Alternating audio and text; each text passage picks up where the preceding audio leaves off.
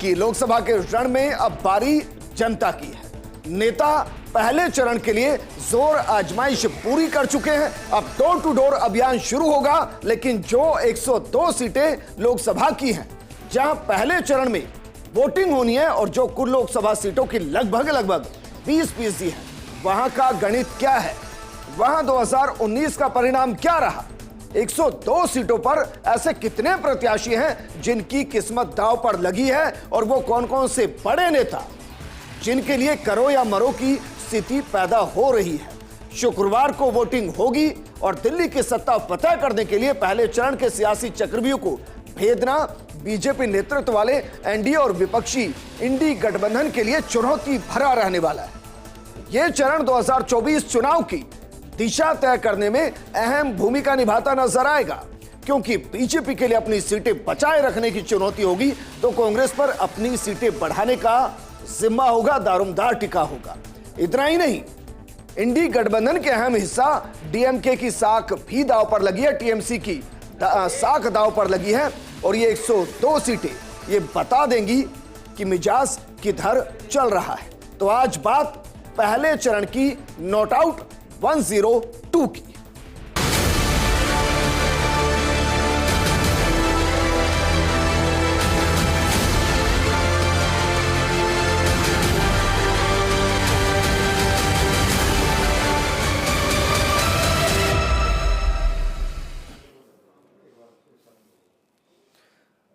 तो देखिए, दरअसल यह तस्वीर, ये वो हिंदुस्तान जिसकी पहले फेज की 102 सीटों पर वोटिंग होनी है, और इन 102 सीटों में से जो अभी की सिचुएशन है, जो 2019 की सिचुएशन, उसमें बीजेपी 77, एनडीए की अन्य पार्टियां 24 और एक घोषित नहीं, लेकिन इसके जो रंग भरे हुए हैं उसमें से कितने रंग बचेंगे और कितने बदल जाएंगे, चलिए आपको बताते हैं कि पहले चरण में कहां कहां वोटिंग होनी है। उसको ग्राफिक्स के जरिए समझाते हैं, आपको हेलीकॉप्टर शॉट देते हैं कि लोकसभा चुनाव के लिए 21 राज्यों की जो सीटों पर वोटिंग होनी है वो जरा देखिए। लोकसभा के लिए 21 राज्य और 102 सीटों पर वोटिंग होगी, शुक्रवार को होगी। और पहले चरण में अरुणाचल की 2, बिहार की 4, असम की 4 और छत्तीसगढ़ की 1 सीट है जहां वोटिंग होनी है। इसके अलावा अगर बात की जाए तो देखिए, एमपी की 6, महाराष्ट्र की 5, मणिपुर की 2, मेघालय की 2 और मिजोरम की 1 सीट है जिस पर वोटिंग होगी, पहले चरण में होगी। इसके अलावा नागालैंड की 1 है, राजस्थान की 12 सीटें हैं, सिक्किम की 1 है और तमिलनाडु की 39 सीटें हैं जिस पर पहले चरण में वोटिंग होगी, और बम्पर वोटिंग की उम्मीद हम कर रहे हैं। इसी दौरान त्रिपुरा की 1 है, उत्तर प्रदेश की 8 है और उत्तराखंड की 5 लोकसभा सीटों पर पहले चरण में वोटिंग होगी, और उसके लिए जोर आजमाइश पूरी की जा चुकी है। प्रचार का शोर थम चुका है। पश्चिम बंगाल की 3, इसके अलावा देखिए अंडमान निकोबार की 1 और जम्मू कश्मीर की भी 1 सीट जिस पर पहले चरण में वोटिंग होगी, और उसमें दिशा और दशा दोनों तय होगी। लक्षद्वीप की 1 और पुडुचेरी की 1 लोकसभा सीट पर भी मतदान पहले चरण में होगा। और इसके अलावा अगर बात की जाए तो देखिए सर, इसके अलावा जो सीटें हैं उसमें जम्मू कश्मीर की 1 है, लक्षद्वीप की 1 है, पुडुचेरी की 1 है, और इन सीटों पर प्रचार का शोर थम चुका है। और इस हिंदुस्तान के नक्शे में ना जाने कितने रंग भरे जाएंगे, लेकिन एक रंग जो देशभक्ति का है, एक रंग जो राष्ट्र का है, एक रंग जो जनता के विश्वास का है, वो सभी रंगों पर भारी पड़ता हुआ नजर आएगा। तो चलिए आपको बताते हैं कि पहले चरण में वीआईपी सीटें कौन कौन सी और किन किन की प्रतिष्ठा दांव पर लगी हुई है, इसको ग्राफिक्स के जरिए आपको समझाते हैं। जरा देखिए, एक एक के साथ शुरू करते हैं। किरण रिजिजू बीजेपी की तरफ से, कांग्रेस से नवाब तुकी अरुणाचल पश्चिम लोकसभा सीट और वर्तमान में मंत्री हैं और इसलिए उनकी इज्जत दांव पर लगी हुई है। अगली सीट आपको दिखाते हैं कि और कौन कौन से दिग्गज हैं जिनकी प्रतिष्ठा दांव पर लगी हुई है। अगली सीट दिखाइए जरा, क्योंकि जिस तरीके से नेताओं की प्रतिष्ठा दांव पर लगी है उसमें कई नेता ऐसे हैं जिनकी प्रतिष्ठा दांव पर है। इसके बाद देखिए बीजेपी से तपेन गोगोई हैं और कांग्रेस से गौरव गोगोई हैं। गौरव गोगोई की प्रतिष्ठा दांव पर लगी है, लेकिन जोरहाट लोकसभा सीट, अगली स्लाइड, अगली तस्वीर जरा बताइए कौन सी सीट की। यहां से सर्बानंद सोनोवाल बीजेपी से प्रतिष्ठा इनके दांव पर लगी है। लोरेन ज्योति गोगोई एजेपी से हैं जिनकी प्रतिष्ठा दांव पर है और डिब्रूगढ़ लोकसभा सीट है। इसके बाद छिंदवाड़ा लोकसभा सीट विवेक बंटी साहू बीजेपी से हैं, कांग्रेस से नकुल नाथ हैं और ये कमलनाथ के बेटे हैं। छिंदवाड़ा से इनकी प्रतिष्ठा दांव पर, और सिर्फ इनकी नहीं, इनके साथ इनके पिता की भी प्रतिष्ठा दांव पर लगी है। अगली सीट जरा दिखाइए कि और किसकी पहले चरण में प्रतिष्ठा दांव पर लगी है। फगन सिंह कुलस्ते बीजेपी की तरफ से, कांग्रेस की तरफ से ओमकार मरकाम है जिनकी प्रतिष्ठा दांव पर है। मंडला लोकसभा क्षेत्र, ये पहले चरण की वो सीटें जो हॉट सीटें हैं और जहां वीआईपी की प्रतिष्ठा दांव पर, और इनसे बड़े वीआईपी कौन होंगे, और इनको लेकर लगभग परसेप्शन कुछ भी कहिए, परिणाम कुछ भी हो, लेकिन जनता इनको पसंद करते हैं। नितिन गडकरी बीजेपी से हैं, कांग्रेस से विकास ठाकरे हैं, नागपुर लोकसभा सीट है और संकागढ़, नागपुर को वैसे भी कहा जाता है। तो यहां परिणाम जनता तय करेगी, लेकिन जनता जिनको चुनेगी उनके चेहरे की मुस्कुराहट बहुत कुछ बताती है। अगली सीट आपको बताते हैं कि अगली सीट कौन सी है। चंद्रपुर लोकसभा क्षेत्र, यहां से सुधीर मुंगटीवार बीजेपी से और कांग्रेस से प्रतिभा धानोरकर है जिनके बीच में मुकाबला है, प्रतिष्ठा दांव पर लगी है। अगली सीट आपको बताते हैं, अगली सीट है चेन्नई दक्षिण लोकसभा क्षेत्र, यहां से तमिली साई सुंदरराजन बीजेपी से और तमिलाची तंगा पांड्यन ये डीएमके से हैं, इनके बीच में मुकाबला।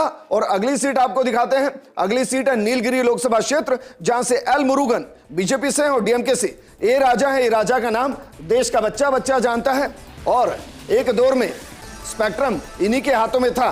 बहरहाल उस केस का क्या हुआ वो जनता तय करे, लेकिन मुकाबला कांटे का और प्रतिष्ठा दांव पर। अगली सीट आपको दिखाते हैं, अगली सीट जरा देखिए जहां बड़े नेताओं की प्रतिष्ठा दांव पर लगी है। के अन्नामलाई बीजेपी से हैं और गणपति राजकुमार डीएमके से हैं। कोयंबटूर लोकसभा क्षेत्र है जहां प्रतिष्ठाएं दांव पर लगी हैं। अगली सीट आपको दिखाते हैं कि अगली सीट कहां जो हॉट सीट्स हैं। वैसे तो 102 सीटों पर मुकाबला है, लेकिन हम बड़ी बड़ी सीटें आपको बता रहे हैं। पी राधाकृष्णन बीजेपी से कन्याकुमारी लोकसभा क्षेत्र है और कांग्रेस से विजय वसंत है जिनके बीच में मुकाबला है। अगली सीट आप दिखाइए, और अगली सीट है त्रिपुरा पश्चिम लोकसभा क्षेत्र, यहां विपल देव बीजेपी से और कांग्रेस से आशीष शाह हैं, बाकायदा मुख्यमंत्री रह चुके हैं, बड़ा चेहरा है, उनकी प्रतिष्ठा दांव पर है। राघव लखनपाल बीजेपी से हैं, सहारनपुर लोकसभा क्षेत्र है और इमरान मसूद कांग्रेस से हैं, इनके भी प्रतिष्ठा दांव पर लगी हुई है। लेकिन यूपी का मिजाज क्या रहेगा, उसमें सहारनपुर का मिजाज क्या रहेगा, यह भी देखना दिलचस्प होगा। अगली सीट प्रदीप चौधरी बीजेपी से है, कैराना लोकसभा क्षेत्र और सपा से इकरा हसन है। कैराना कई चीजों के लिए मशहूर रहा। इस बार का चुनाव बेहद रोमांचक यहां रहने वाला है, क्योंकि कई ऐसे मुद्दे जिसके इर्द गिर्द पूरे देश भर की सियासत घूमती नजर आई थी। मुजफ्फरनगर लोकसभा क्षेत्र संजीव बालियान सेंटर मिनिस्टर, दूसरी तरफ सपा से हरेंद्र सिंह मलिक, उनकी पूरी प्रतिष्ठा दांव पर लगी है संजीव बालियान की। लेकिन जिस तरीके से किसान आंदोलन हुआ उसके बाद कितना खुद को कंट्रोल कर पाए, डैमेज कंट्रोल कर पाए, और अभी किस तरीके की स्थिति, उनकी भी प्रतिष्ठा दांव पर लगी है। ओम कुमार बीजेपी से है, नगीना लोकसभा क्षेत्र है, सपा से मनोज कुमार है, इनमें भी ओम कुमार की प्रतिष्ठा दांव पर लगी हुई है। मुकाबला यहां भी रोमांचक रहने वाला है। अगली सीट आपको दिखाते हैं, अगली सीट जरा देखिए, ये वो सीटें हैं जो वीवीआईपी सीट कही है, वीआईपी सीट कही है। मुरादाबाद लोकसभा क्षेत्र, सर्वेश सिंह बीजेपी से और सपा से रुचि वीरा है। मुरादाबाद कई चीजों के लिए जाना जाता है, लेकिन इस बार इस चुनाव पर सबकी नजरें बनी हुई है कि आखिर यहां मुकाबला किस तरीके का रहेगा। अगली सीट का रुख करते हैं, रामपुर लोकसभा क्षेत्र, यह बेहद रोमांचक रहने वाला है और इस मुकाबले में कई तरीके के समीकरण आपको नजर आएंगे। सपा से मोहिबुल्लाह नबदी है, जबकि बीजेपी से घनश्याम लोधी के बीच में मुकाबला, और यहां मुकाबला मुद्दों के आधार पर कम, चेहरों के आधार पर ज्यादा होता है, इसलिए कौन सा चेहरा किस पर भारी पड़ेगा यह देखना दिलचस्प होगा। अगली सीट आप दिखाइए, अगली सीट है पीलीभीत लोकसभा क्षेत्र, जितिन प्रसाद बीजेपी से, कांग्रेस के हुआ करते थे। सपा से भगवत सरन गंगवार हैं, चेहरा बड़ा है, लेकिन बड़ा चेहरा बड़े चुनाव के अंदर कितने दमदार तरीके से चुनाव को लड़ते हैं, ये बहुत कुछ टिका हुआ है। जीत और हार के साथ आगे की पूरे भविष्य टिके हुए हैं। गढ़वाल लोकसभा क्षेत्र अनिल बलूनी बीजेपी से हैं और कांग्रेस से गणेश गोदियाल हैं। यह भी एक बेहद रोमांचक मुकाबला है नजर आएगा और अनिल बलूनी की प्रतिष्ठा सियासी करियर दांव पर है। अजय टमटा बीजेपी से हैं, अल्मोड़ा लोकसभा क्षेत्र है और कांग्रेस से प्रदीप टमटा के बीच में मुकाबला है। यह भी एक वीआईपी सीट है। अगली सीट आपको दिखाते हैं। अगली सीट जरा देखिए जहां रोमांचक मुकाबला आपको नजर आएगा। हरिद्वार लोकसभा क्षेत्र त्रिवेंद्र सिंह रावत, कांग्रेस से वीरेंद्र रावत मुख्यमंत्री रह चुके हैं और इस बार लोकसभा का चुनाव लड़ रहे हैं। प्रतिष्ठा जाहिर है दांव पर है, लेकिन हरिद्वार वैसे भी कहते हैं कि भाई पापों को धोना है तो गंगा जी में चले जाइए हरिद्वार में, लेकिन यहां किस तरीके का परिणाम रहेगा यह चेहरा आपने देखा होगा। कैबिनेट का हिस्सा और एक पॉपुलर फेस निशित प्रामाणिक बीजेपी से, उनके मुकाबले में टीएमसी ने जगदीश चंद्र बसूनिया को मैदान में उतारा है। चेहरे पर दांव लगा है और एक डायनेमिक नेता और मुकाबला मजबूती के साथ लड़ते हैं और इनके जो बयान है वो भी काफी सुर्खियों में होते हैं। यंग जनरेशन मुकाबला कांटे का रहेगा, वीआईपी सीट है। उधमपुर लोकसभा क्षेत्र जितेंद्र सिंह मंत्री रहे, कांग्रेस से लाल सिंह लगातार महत्वपूर्ण महकमे संभालते हैं और मोदी कैबिनेट के एक थिंक टैंक के अंदर जो नेता होते हैं उनमें से इनकी गिनती होती है। अगली सीट शिवगंगा लोकसभा क्षेत्र, यहां देवनाथन यादव बीजेपी से हैं और कांग्रेस से कार्ति चिदम्बरम है, पी चिदम्बरम के पुत्र हैं। ऐसे में यह दरअसल वो हॉट सीट है जिन पर ये जो वर्सेस हम दिखा रहे हैं वो बताएगा कि मुकाबला कितना, लेकिन कई ऐसे नेता हैं जिनके पुत्र चुनाव लड़ रहे हैं लेकिन प्रतिष्ठा पिता की दांव पर लगी है और ऐसे में कितनों की साख दांव पर लगी है, ये बेहद रोमांचक रहने वाला है। लेकिन अब हम आपको बताते हैं कि कुल कितने प्रत्याशी मैदान में हैं, क्योंकि पहले चरण की जिन 102 लोकसभा सीटों पर चुनाव हो रहे हैं उन पर कुल 1625 उम्मीदवार मैदान में हैं। इनमें 134 महिला उम्मीदवार मैदान में हैं तो 1491 पुरुष कैंडिडेट मैदान में हैं। और ये हम इसलिए आपको बता रहे हैं कि आपको पता चले कि कितने कैंडिडेट हैं और किस तरीके से चुनाव लड़ा जा रहा है। 102 लोकसभा सीटें हैं जहां चुनाव हो रहा है, ग्राफिक्स के जरिए आपको बता रहे हैं। और इन 102 सीटों पर जो कैंडिडेट मैदान में हैं जिसका हम जिक्र कर रहे हैं, कुल 1625 उम्मीदवार हैं जो मैदान में हैं। उसके अलावा इन 1625 में से महिला कैंडिडेट कितनी है? महिला कैंडिडेट हैं सिर्फ 134, यानी कि 1491 पुरुष कैंडिडेट मैदान में है। वहीं 2019 के लिहाज से देखें तो बीजेपी ने 102 सीटों में से 40 सीटों पर कब्जा किया था।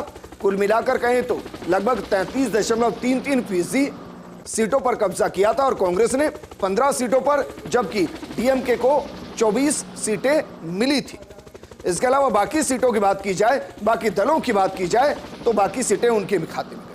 27 ऐसी सीटें थी जहां हार जीत का अंतर 10% से भी कम वोटों का रहा था। हालांकि 10% का अंतर बहुत ज्यादा होता है। इसके अलावा 26 सीटों पर 10 से 20% तो 29 सीटें ऐसी थी जहां वोटिंग परसेंटेज का जो अंतर था 20 से 30% रहा था। इसके अलावा 15 सीटों जो जीत का अंतर था वो 30 से 40% था, यानी कि कहिए वो एक तरीके से क्लीन स्वीप थी।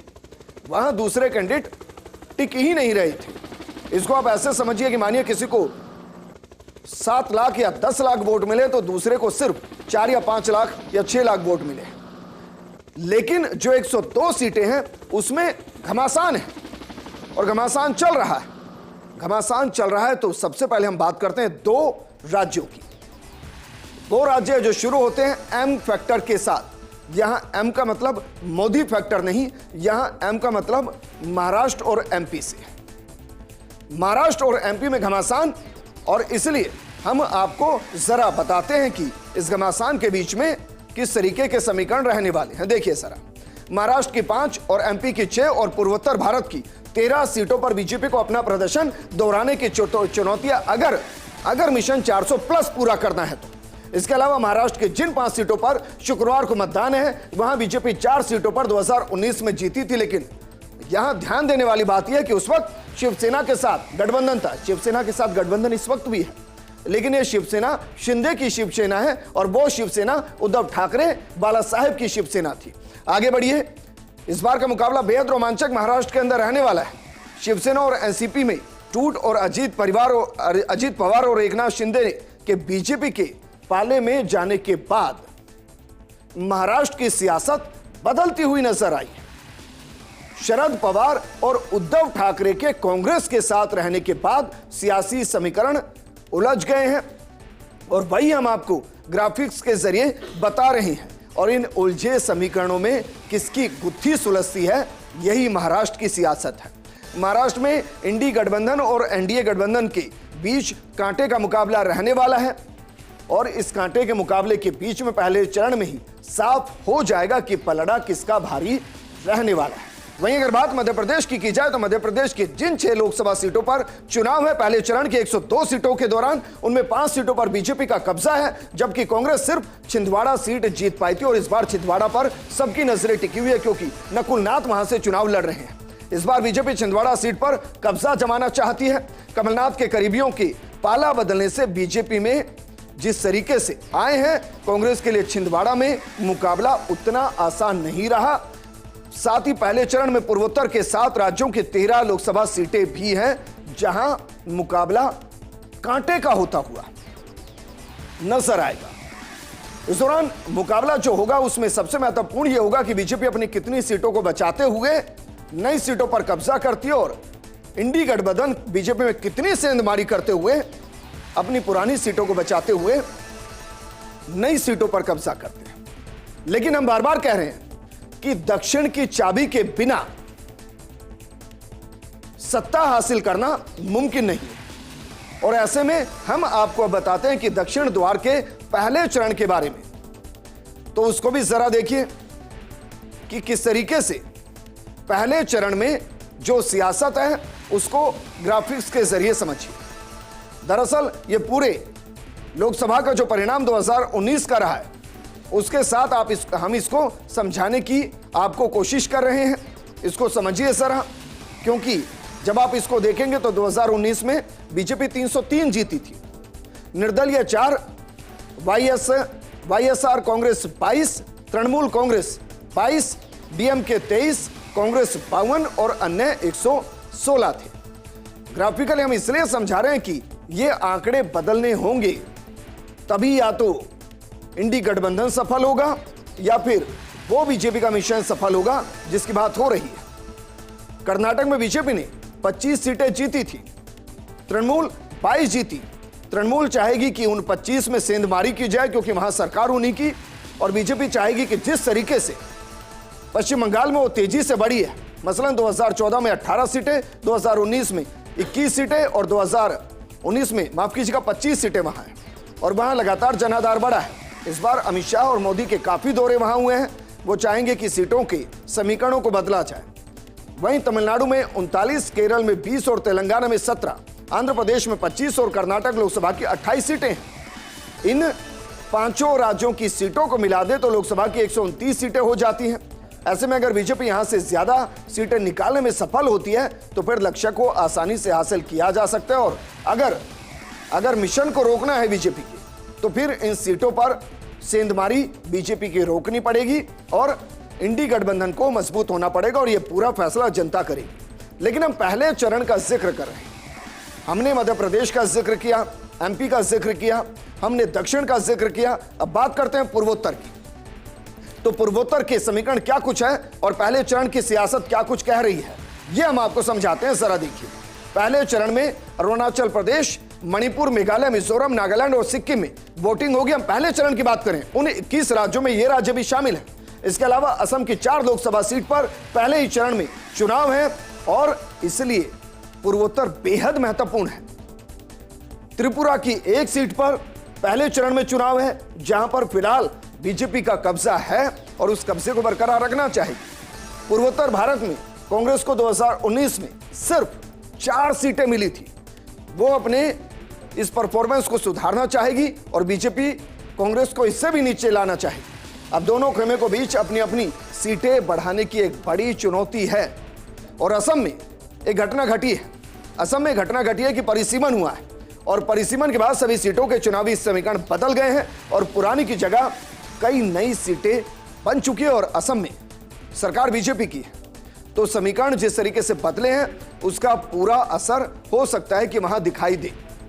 लेकिन दक्षिण भारत की 42 सीट पर संग्राम है और जो संग्राम है उसको आपको समझाने की कोशिश करते हैं। पहले चरण में दक्षिण भारत की 42 सीटों पर जो संग्राम है उसमें 4 राज्यों की 42 सीटें हैं, जिनमें पहले चरण के लिए शुक्रवार को वोटिंग होगी।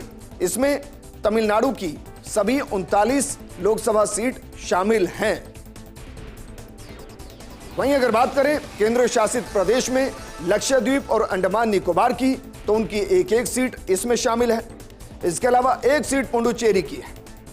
2019 के लोकसभा चुनाव में डीएमके ने 39 में से 24 सीटें जीती थी, जबकि पुडुचेरी मिलाकर कांग्रेस 9 सीटें जीती थी। सीपीआई सीपीएम ने 2, वीसीके और आईयूएमएल ने एक और एआईडीएमके ने 1 सीट जीती थी। पुडुचेरी सीट कांग्रेस के पास है। पिछली बार कांग्रेस के नेता ने सीट जीती। लक्षद्वीप और अंडमान की एक एक सीट पर पहले चरण में ही चुनाव है। लक्षद्वीप में एनसीपी के मोहम्मद फजल जीते थे, जबकि अंडमान निकोबार में कांग्रेस का मजबूत गढ़ रहा है। लेकिन यहां पिछले कुछ बार से कांग्रेस और बीजेपी बारी बारी से चुनाव जीत रही है। पिछली बार तमिलनाडु में 0 पर आउट हुई बीजेपी इस बार बेहतरीन प्रदर्शन के लिए पूरा जोर लगाती हुई नजर आएगी और कह सकते हैं कम से कम खाता खोलने के साथ दाएं के आंकड़े को छूने की कोशिश बीजेपी यहां जरूर करेगी। लेकिन हमने शुरुआत की है इस मैप के साथ, जो एक फेज की 102 सीटें हैं और क्लोजिंग करेंगे 7 फेज के साथ। तो जरा देखिए, जो 7 फेज देश के अंदर जिनमें चुनाव होना है वो 7 फेज क्या है।